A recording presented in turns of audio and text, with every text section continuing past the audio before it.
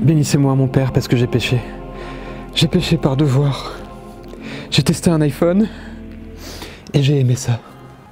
Mais laissez-moi plutôt vous expliquer pourquoi. C'est parti.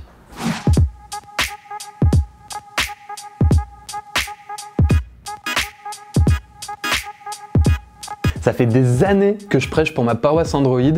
Et du coup, quand on m'a dit qu'il fallait que je teste l'iPhone XS, j'étais un petit peu perturbé. Pourtant, c'était pas vraiment un baptême pour moi. Je dois avouer que j'ai même eu un iPhone 3GS à une époque. Il faut dire que l'iPhone a quand même vachement évolué ces dernières années, notamment l'année dernière avec l'iPhone 10. Et c'est plus le même chemin de croix à utiliser maintenant. Il faut dire que c'est quand même plutôt agréable. Et puis s'il y a une chose qu'on peut pas enlever à Apple, c'est quand même le choix des composants. Déjà au niveau du design, il n'y a pas à dire, en fait l'iPhone XS est super bien fini. Alors on pourrait lui reprocher d'avoir un appareil photo qui ressort un petit peu trop, ce qui fait que quand on le pose à plat, il est un peu brinque-ballant. Mais sinon en fait les boutons sont super bien placés, il y a tout qui est en rondeur, c'est très bien fini et du coup il est super agréable en main.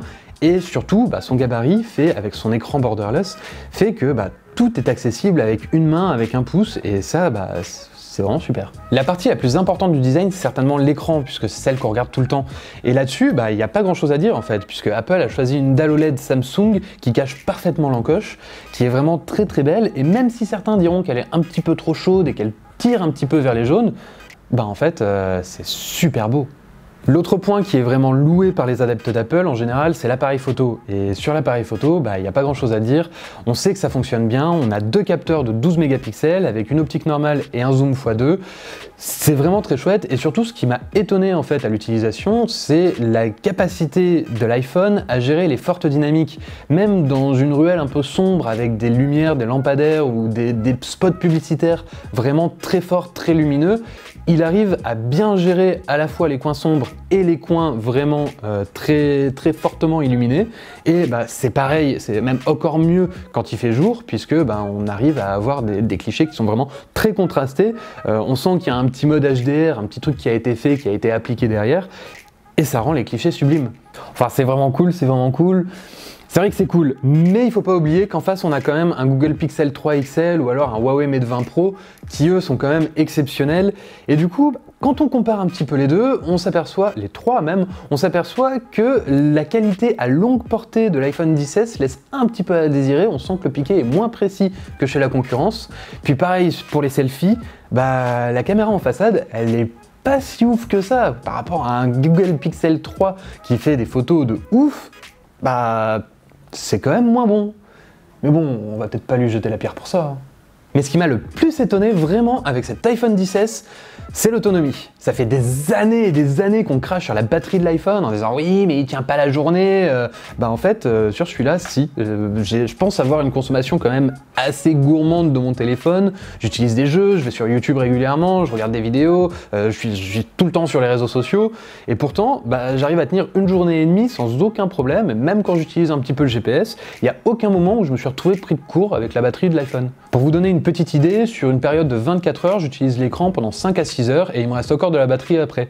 Alors certes, c'est pas le meilleur, mais c'est quand même déjà pas mal. Bon après tout ça, ça reste quand même des considérations hardware et on trouve plus ou moins la même chose sur Android, donc il n'y a pas vraiment de surprise. Mais le véritable blasphème pour moi, c'était iOS. Vraiment, un système d'exploitation sur mobile qui n'a pas de tiroir d'applications et avec des applications qui n'arrivent pas à communiquer entre elles. Imaginez un monde où vous êtes sur un réseau social, que vous cliquez sur un lien pour regarder une vidéo et au lieu d'avoir YouTube qui s'ouvre, c'est un vieux WebKit encore plus pourri que le fruit défendu. Ouais, c'est frustrant. Mais à côté de ça, il y a quand même plein de bonnes idées dans iOS, et notamment Spotlight, leur moteur de recherche, qui permet de faire des recherches partout. Si vous cherchez quelque chose qui se trouve au fin fond des paramètres, vous le trouverez dans Spotlight. Si vous cherchez une application sur l'App Store, vous la trouverez dans Spotlight. Si vous cherchez une vidéo, vous la trouverez sur Spotlight. Ça va directement chercher sur YouTube.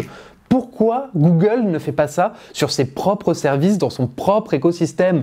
Pourquoi Google? Pourquoi? Non, puis les animations, le vibreur, la navigation par geste, quoi qu'on fasse, il y a toujours un retour, c'est toujours fluide, c'est toujours agréable à utiliser. Pareil sur les jeux, on tourne sur du 60 fps sans aucun problème, ça chauffe pas trop. L'expérience en fait en elle-même est super bien pensée. Alors iOS 12 a encore un petit peu de chemin à faire pour être parfait, mais finalement si on lui rajoute quelques fonctionnalités importées d'Android, on pourrait presque avoir un système d'exploitation parfait. Pardonnez-moi mon père, mais pour toutes ces petites raisons, j'ai aimé tester l'iPhone. Mais je vais continuer à répandre la bonne parole et à tester plein de smartphones Android. Surtout parce que l'iPhone a une très mauvaise 4G. Si vous voulez pas les rater, abonnez-vous à la chaîne. Et à bientôt sur Fandroid.